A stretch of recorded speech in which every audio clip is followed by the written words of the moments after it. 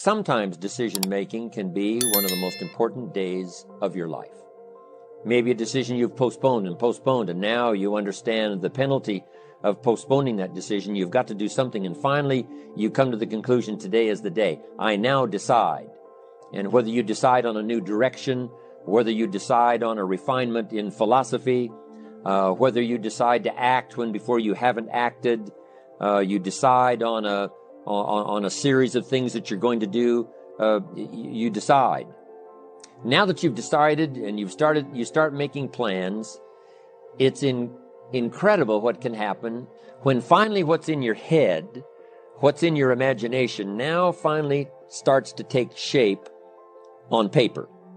When I finally made the decision, yes, I was going to be part of the industry, yes, I was going to make it part of my marketing future. What was really exciting was when I sat down and started making plans. I started committing imagination and belief to paper. I started writing it down. I started, as we often do, drawing those circles. You know, what if I had 5? What if I had 10? And then when I had a concept of what that could bring for me, then I said, how can I reach the first 5? How can I reach the first 10? What could I do? However, you can make all the plans in the world, and it is a source of inspiration for only so long. And you can make one plan, and then you can make another plan. And you can make some plans today, and the next day you can make some more plans, and the next day you can make some more plans.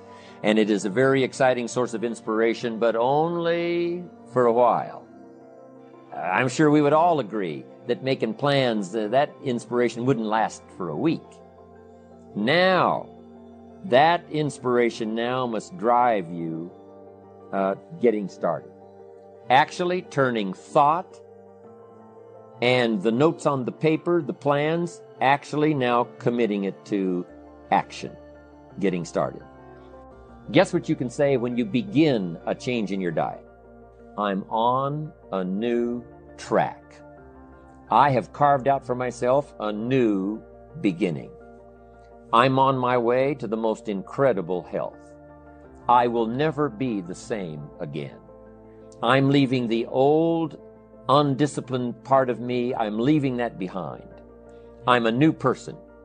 I made my first, walk around the block that I'd thought about for so long and never did. I finally did it today. I've started. I have begun.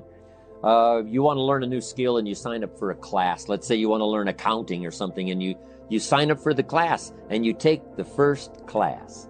You get started. You thought about it. You made some plans for it. You made some time for it. But there's nothing like sitting there in the class with the pen in your hand and the pad ready to take notes. Here I am. I'm starting on a new journey of learning. And many of you have already experienced it. I'm just asking you to begin something new in all the areas of your life. Maybe you've always thought about benevolence and you just haven't gotten started, or you haven't made the plans, or you haven't made the decision.